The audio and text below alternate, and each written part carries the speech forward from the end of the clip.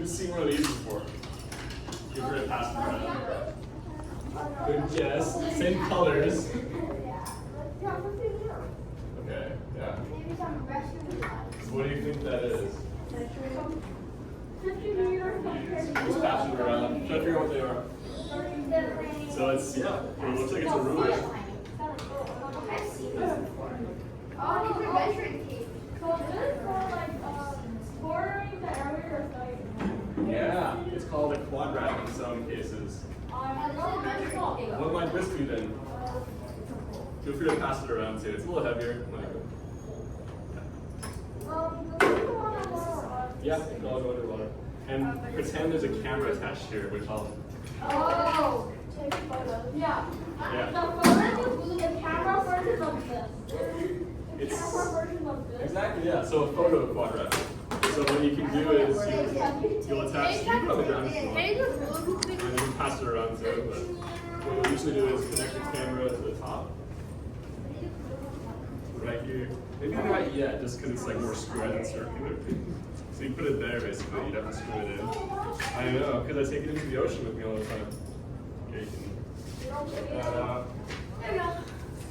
Okay, oh yeah, so for safety, what you'll do is the camera's bolted in here, but I also will clip it into the strap of the camera in case it gets attached, at least there's like a backup. Thanks. Okay. So we've got a quadrat, and then we've got a photo quadrat. We've got a transect tape. We've got the camera photo for the photo quadrat. Sure, it's probably dead though. I haven't charged it. So basically, a quick demo on what we do with these. I don't think it's gonna work. Thanks for moving Stop, it. that's not me, it's gonna So shake. let's say I'm in the tide pools or somewhere in their title, and I'll explain this in a second, but basically the tools, you drop that down where you're trying to do a sample or a survey, and inside this quadrat, you have to write down everything that you find. So you might find algae, you might find rocks, making up what's like on the surface here. You might find invertebrates, right? Who knows what's here? Right now in this room, all I'm finding is exactly. So one of the things that we get from quadrats, for example, whether it's just a visual one like this, or you actually are taking images of it, one of the things we can get is this thing called percent cover. What do you think percent cover actually means? Percent cover. Percentage cover, yeah. So like, what do you think that is getting at? Exactly, yeah. So in this case, right? And then you could then like, and this is a percentage, then you could think imaginary, like how, like what will be on the other one areas, and then like estimate amount, guess, of how many species there are. Yeah, does that make sense? So one thing you can get is like, within this square, you get an idea of like the percentage that each particular thing occupies in terms of space. In this case, it's just carpet. So what's the percent cover of carpet in this quadrat right now? 100%, right?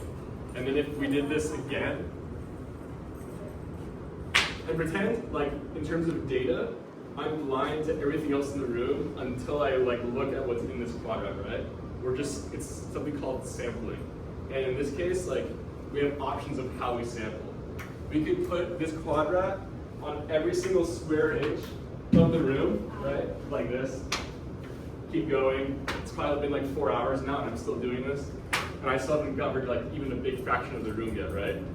So like it's not very like efficient or even possible to be able to say, I have no idea what's in this room, or like when we go out there, what exists in this tide pool, because it's so big and it's just hard to like cover all that ground, right? So what's another way we could actually like get a better estimate of what's in this room or in a tide pool?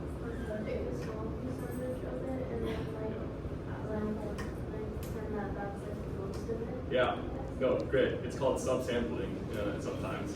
And so what that literally means is you have like What is that mostly used for? literally what we're talking about now actually. So like it helps. Yeah, this is standardized, right? So when you have to subsample because you can't cover the whole ground in the amount of time that you have, you need to standardize like your looking glass to be able to make like consistent estimates. So you might say, instead of taking 1 million of these inside this room, or more like 100, let's just take 2 or 3 or 5. What's the most reasonable subsampling we can do to then get into what's called statistics? You've probably heard about that plenty of times in life. Ecology and statistics are like hand in hand because you're usually always having to estimate based off of a smaller number of samples than like you actually do in real life, right? So field ecology is like the base of that. Getting data to then like run stats. I personally suck at math, so I hate it. But when it's applied in something that I really care about, like doing field surveys, math suddenly is really important. And it actually makes sense to me when it's applied to the thing I care about, which is weird. So sometimes math out of context is really weird. It's hard to wrap your head around it for some people.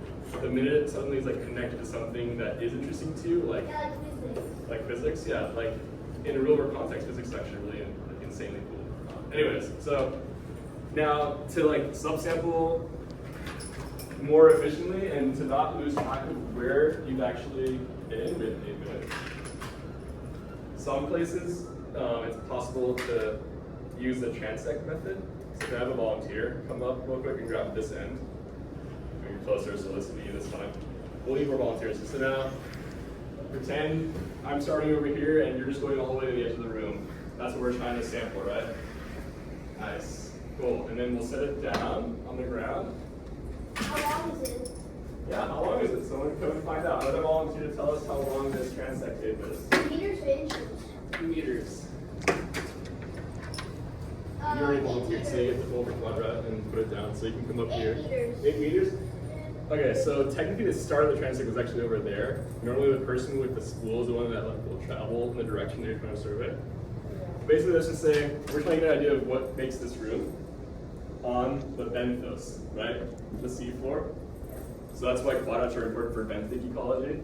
And so what we're going to do is, this room is how many meters long? Maybe like, if this is 8 meters, maybe it's like 5 that way.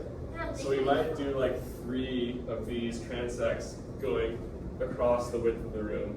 And we'll put out a couple of these squares every meter and put all that data together to get an idea of what this room is like composed of, Are right? you measuring like all those types of meters or not? Anything that's on it, yeah. It's really simple in a room. So like you would start at 0, which is over there. Okay, you have another volunteer to go on this end? Sure, tell you. I need to move the fish. Nice. Okay, so sometimes when the transect is really, really long, you'll make a team and start on opposite sides and work towards each other to cover more ground faster. It's really important when you're scuba diving because you only have so much air, you need to like divide and conquer. Right. Okay, so now let's say we've agreed that we should put one of those quadrats down every meter of the transect tape. So if this is 8 meters long, how many times will we put the square down? 8 times. 8 times, yeah, exactly. So at every meter mark, you'll take that quadrat, put it down, and then describe everything that's in it. So for starters, this is really easy. We're just going to do percent cover. We've already kind of done it.